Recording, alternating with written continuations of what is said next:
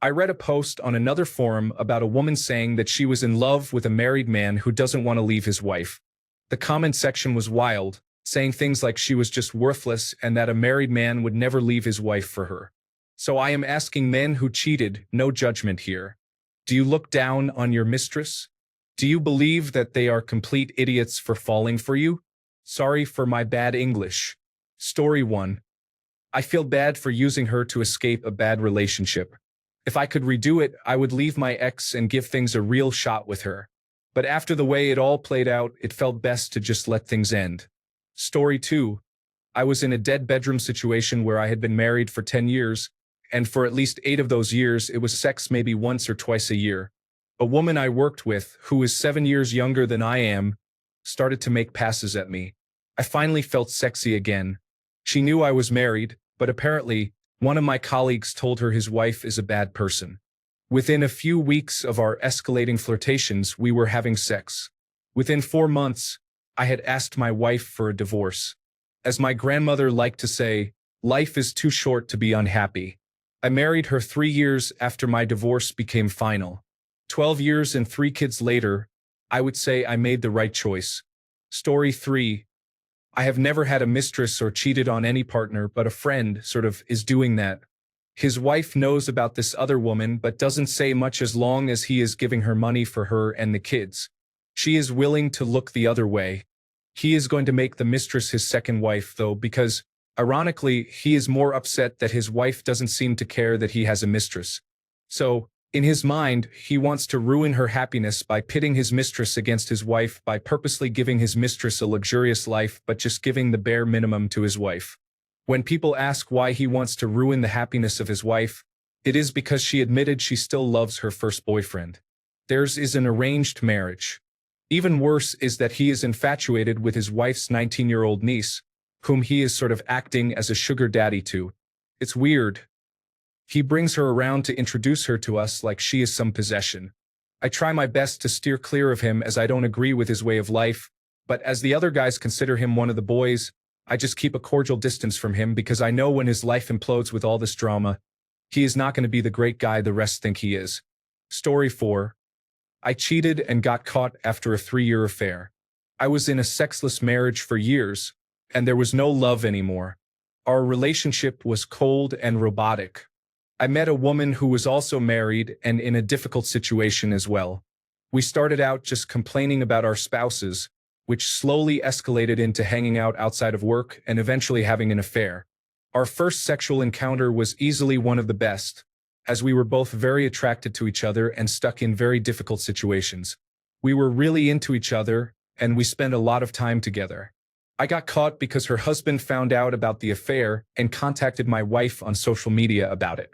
Divorce is tough, but I am a much happier man now. I never looked down on my partner in the affair, though she was in a pretty emotionally abusive relationship, and at the end of the day, I was cheating too. Story 5. Sorry to chime in as a woman, but this needs to be said. Please just leave and end one relationship before starting another. You can reduce so much hurt and shame for yourself, and you can keep your integrity. Do the right thing and then start your next relationship. As a wife, ex now, of a cheating husband, after 12 years of marriage, I think it's important that all men are aware of how much trauma and emotional damage cheating and betrayal do to your wife and kids. Even if you don't care about the wife anymore, think about your kids. They feel shamed and betrayed too. Unless you've been through it, it's easy to minimize the trauma, but I assure you it's horrific. Worse than the death of a dear loved one and assault. Spoken from experience. Story 6. While I can't say all men think the same as me, my thoughts are like this. If I see a good-looking woman, I'm not above having thoughts about it.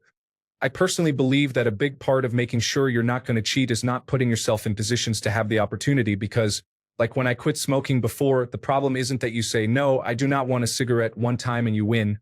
Your brain asks you that question repeatedly like 1,000 times a day. You can tell yourself you're going to be a good husband and that's well and good. But if you test it 1,000 times a day, that's asking a lot. All of that said, I have zero emotional availability. My emotions are all used up between my wife and my kids. There's not a spare feeling for anyone else to be had. Story 7. Guilt. Extreme guilt. Shame. For many reasons. I messed this woman's life up.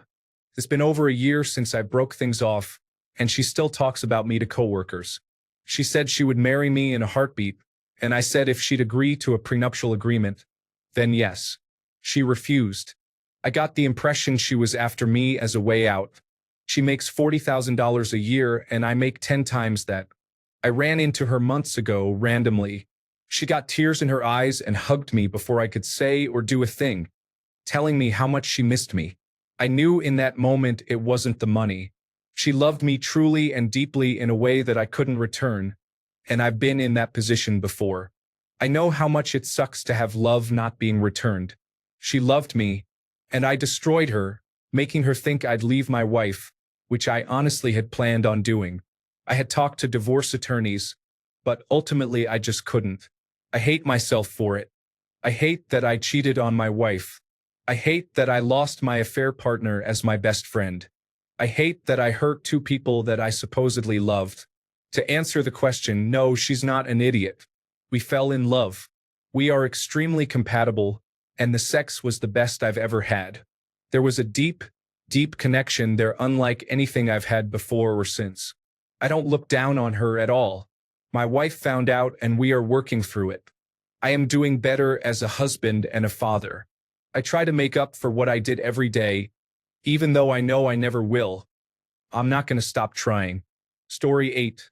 Two of my coworkers were involved in an affair. She was single and he was married. From her perspective, they were in love, and she thought he was going to leave his wife and kids for her because she became pregnant. He didn't. He was able to save his marriage and started to ignore her at work. He was a manager and supposedly another manager, and he were treating her terribly to the point that she left.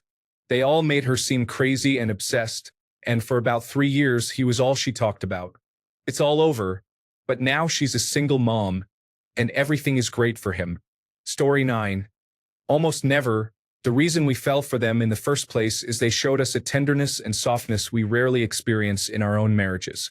However, when you've built so much with your partner, especially when there are kids and your image to worry about, it's the hardest thing to leave your family for your mistress, even though we might love or desire to be with the mistress 24/7. It's just too much to ask. Like, I loved my mistress to death, but I couldn't leave my family for her.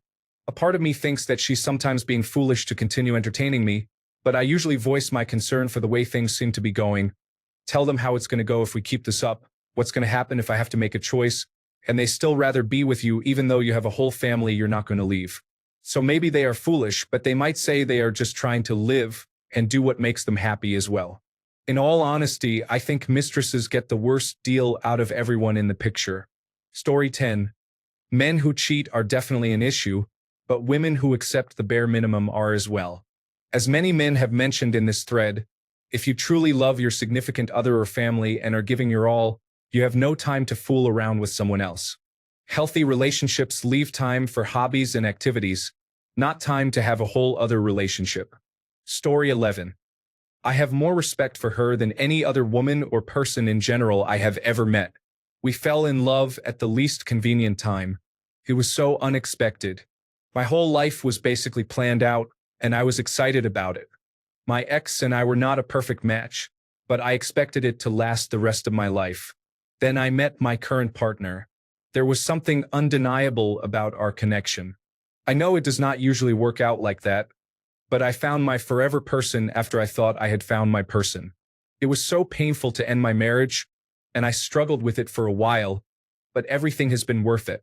My ex has moved on and remarried, and she seems so much happier too, which I am really glad for. It is not the best origin story, but we have been together about 3 years now, and I fall more in love with her every day. Story 12. Different style answer to your question. With many compounding things in my family and work life reaching a boiling point, I became very insecure. So I did what a foolish man does and downloaded dating applications. Originally, this was done to seek some validation and bring a smile to my life when I needed one. It helped to remind myself that many people wanted me when it seemed no one else in my life did. Then, that festered into using Tinder profiles to fuel a resurfacing pornography addiction. I never once met up with any of those girls, but it was a terrible and nasty thing to do to someone I wanted to marry. My lady obviously caught me, and it was impossible to explain any of it because it did not make sense to me either. At the end of it all, she left me. Since then, I've lost 20 pounds, cut my pornography usage to about once a week, down from about 3 times a day, and go to therapy twice a week.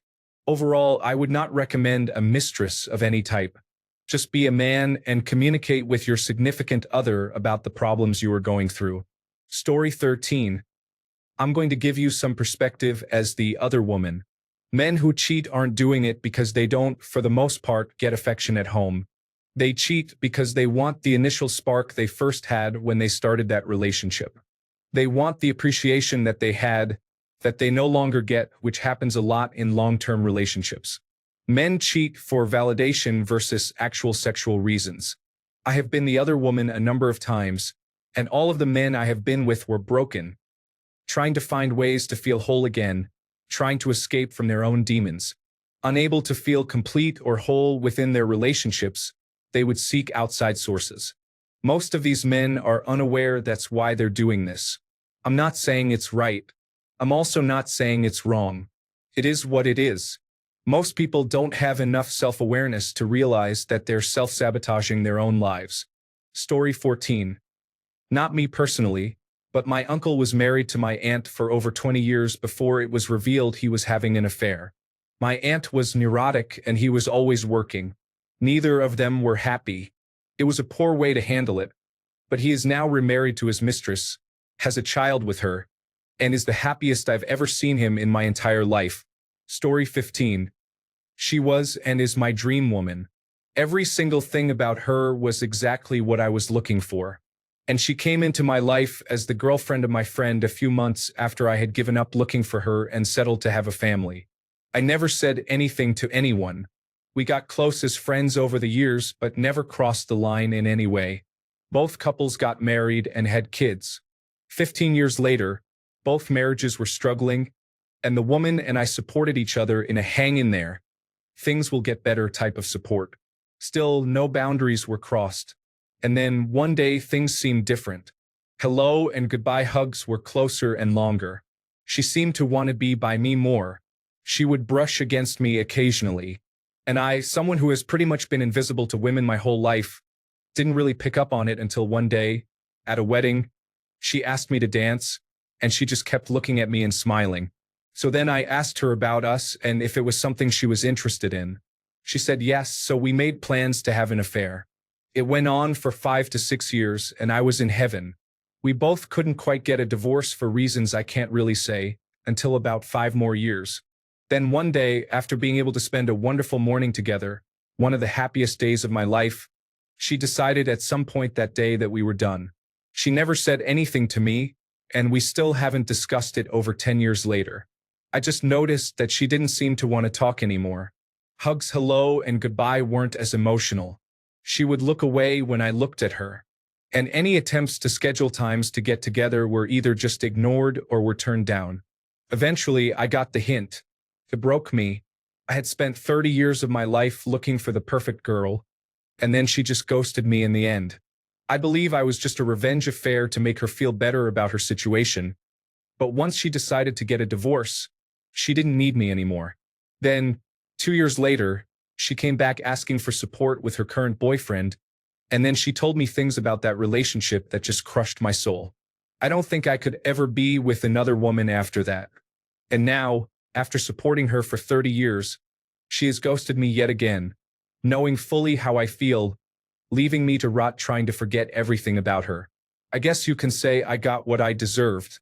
I never thought I would be a cheater. I have never cheated before or after. I wasn't that type of person. There was just something about this one woman that I just had to see through. Karma at its best, I guess. Story 16. She was my best friend. Someone I could talk to about anything. We supported each other. She was also married. The intimacy was an emotional culmination of what we felt. I essentially married and started a family with the wrong woman, and instead of ending it, I just found what I was missing elsewhere. We did divorce later on. My ex was difficult in other ways. Story 17. The comment section was wild, saying things like she was just working and that a married man would never leave his wife for her. So I am asking men who cheated, no judgment here. Do you look down on your mistress? Do you believe that they are complete idiots for falling for you? Not a cheater, but a few things to consider. If you ask a question like this, answers will naturally tilt towards a specific perspective because, at least on platforms like this, very few people will honestly say, yeah, I like the intimacy, but I only used her and actually looked down on her for it. The thing is, as far as I know, only 3% of men who have an affair leave their wives for the mistress. That is the most relevant fact.